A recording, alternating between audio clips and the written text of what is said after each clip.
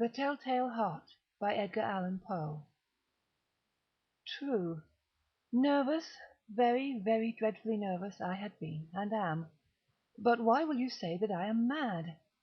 The disease had sharpened my senses, not destroyed, not dulled them. Above all was the sense of hearing acute.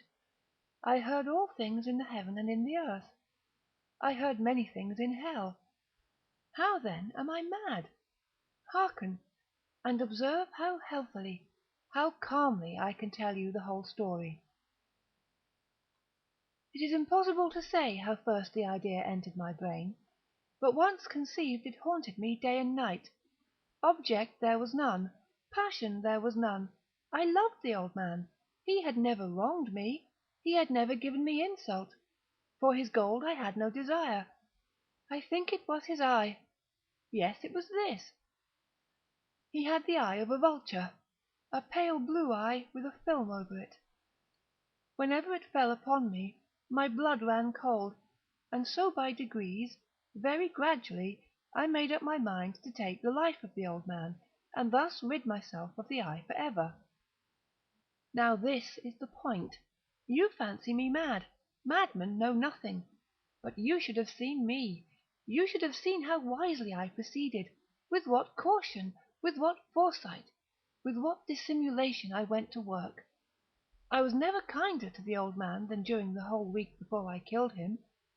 And every night, about midnight, I turned the latch of his door and opened it, oh so gently, and then, when I had made an opening sufficient for my head, I put in a dark lantern, all closed, that no light shone out, and then I thrust in my head. Oh, you would have laughed to see how cunningly I thrust it in. I moved it slowly, very, very slowly, so that I might not disturb the old man's sleep. It took me an hour to place my whole head within the opening, so far that I could see him as he lay upon the bed.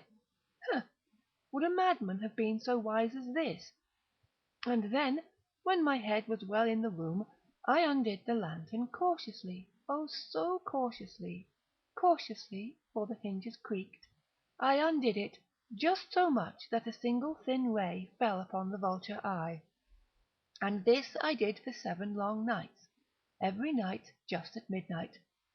But I found the eye always closed, and so it was impossible to do the work, for it was not the old man who vexed me, but his evil eye. And every morning, when the day broke, I went boldly into the chamber, and spoke courageously to him, calling him by name in a hearty tone, and inquiring how he had passed the night. So you see, he would have been a very profound old man indeed, to suspect that every night, just at 12, I looked in upon him while he slept. Upon the 8th night, I was more than usually cautious in opening the door. A watch's minute hand moves more quickly than did mine. Never before that night had I felt the extent of my own powers, of my sagacity. I could scarcely contain my feelings of triumph. To think that there I was, opening the door, little by little, and he not even to dream of my secret deeds or thoughts. I fairly chuckled at the idea, and perhaps he heard me, for he moved on the bed suddenly as if startled. Now you may think that I drew back, but no. His room was as black as pitch with the thick darkness, for the shutters were close fastened through fear of robbers, and so I knew that he could not see the opening of the door, and I kept pushing it on steadily. I had my hand in, and was about to open the lantern, when my thumb slipped upon the tin fastening, and the old man sprang up in bed, crying out, "Who's there?" I kept quite still and said nothing. For a whole hour I did not move a muscle, and in the meantime I did not hear him lie down. He was just sitting up in the bed listening, just as I have done, night after night, hearkening to the death watches in the wall. Presently I heard a slight groan, and I knew it was the groan of mortal terror. It was not a groan of pain or of grief, oh no! It was the low stifled sound that arises from the bottom of the soul when overcharged with awe. I knew the sound well.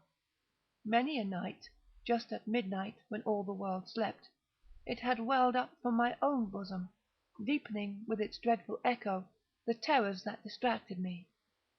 I say I knew it well. I knew what the old man felt, and pitied him, although I chuckled at heart. I knew that he had been lying awake ever since the first slight noise, when he had turned in the bed. His fears had been ever since growing upon him. He had been trying to fancy them careless, but could not. He had been saying to himself, "It is nothing but the wind in the chimney. It is only a mouse crossing the floor," or "It is merely a cricket which has made a single chirp." Yes, he had been trying to comfort himself with these suppositions, but he had found all in vain.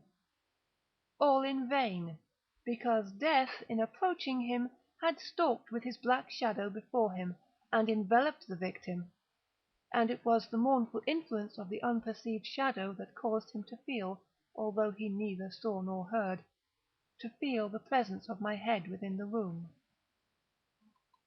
When I had waited a long time, very patiently, without hearing him lie down, I resolved to open a very, very little crevice in the lantern. So I opened it. You cannot imagine how stealthily, until at length a simple dim ray, like the thread of a spider, shot from out the crevice, and fell upon the vulture eye. It was open, wide open, and I grew furious as I gazed upon it. I saw it with perfect distinctness, all a dull blue, with a hideous veil over it that chilled the very marrow in my bones, but I could see nothing else of the old man's face or person, for I had directed the ray, as if by instinct, precisely upon the damned spot. And have I not told you that what you mistake for madness is but over-acuteness of the sense? Now, I say, there came to my ears a low, dull, quick sound, such as a watch makes when enveloped in cotton. I knew that sound well, too. It was the beating of the old man's heart. It increased my fury, as the beating of a drum stimulates the soldier into courage. But even yet I refrained and kept still. I scarcely breathed. I held the lantern motionless. I tried how steadily I could maintain the ray upon the eye.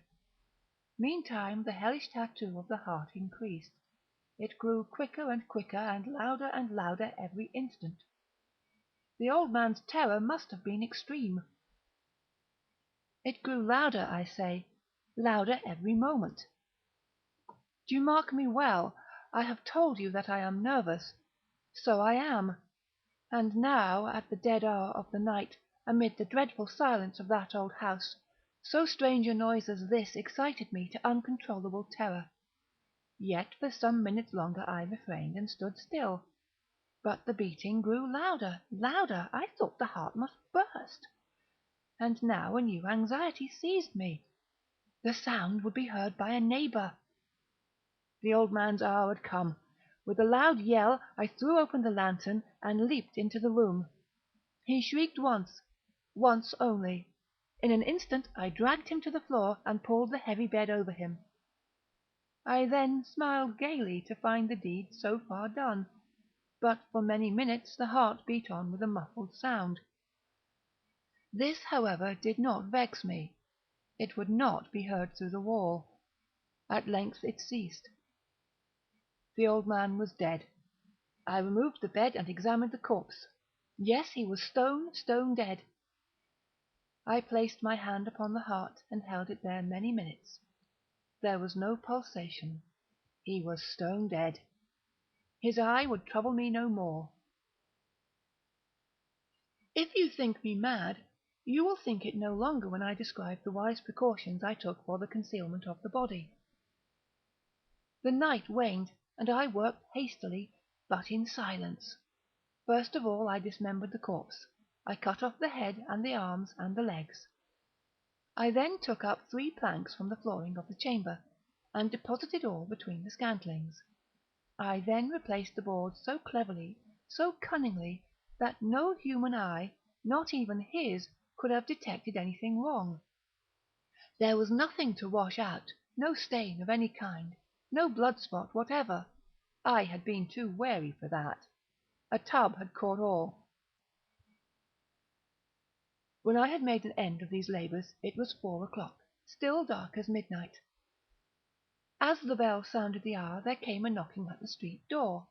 I went down to open it with a light heart, for what had I now to fear?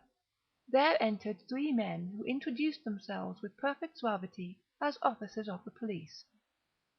A shriek had been heard by a neighbour during the night. Suspicion of foul play had been aroused. Information had been lodged at the police office, and they, the officers, had been deputed to search the premises. I smiled, for what had I to fear? I bade the gentleman welcome. The shriek, I said, was my own in a dream. The old man, I mentioned, was absent in the country. I took my visitors all over the house. I bade them search well. I led them, at length, to his chamber. I showed them his treasures, secure, undisturbed. In the enthusiasm of my confidence, I brought chairs into the room, and desired them here to rest from their fatigues, while I myself, in the wild audacity of my perfect triumph, placed my own seat upon the very spot beneath which reposed the corpse of the victim. The officers were satisfied. My manner had convinced them. I was singularly at ease. They sat, and while I answered cheerily, they chatted of familiar things. But ere long I felt myself getting pale, and wished them gone. My head ached, and I fancied a ringing in my ears, but still they sat and still chatted. The ringing became more distinct. It continued and became more distinct. I talked more freely to get rid of the feeling, but it continued and gained definiteness, until at length I found that the noise was not within my ears. No doubt I now grew very pale, but I talked more fluently, and with a heightened voice. Yet the sound increased, and what could I do? It was a low, dull, quick sound, much such a sound as a watch makes when enveloped in cotton. I gasped for breath, and yet the officers heard it not. I talked more quickly, more vehemently, but the noise steadily increased. I arose and argued about trifles, in a high key and with violent gesticulations, but the noise steadily increased. Why would they not be gone? I paced the floor to and fro with heavy strides, as if excited to fury by the observations of the men, but the noise steadily increased. Oh God, what could I do? I foamed, I raved, I swore. I swung the chair upon which I had been sitting, and grated it upon the boards, but the noise arose over all and continually increased. It grew louder, louder, louder, and still the men chatted pleasantly and smiled. Was it possible they heard not?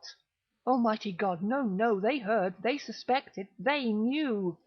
They were making a mockery of my horror. This I thought, and this I think.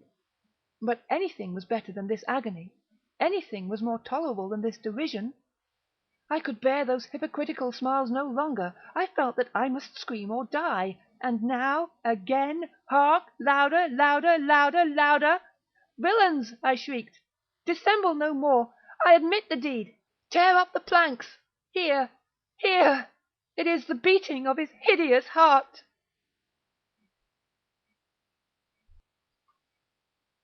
That was The Telltale Heart by Edgar Allan Poe, read by Morgan Scorpion.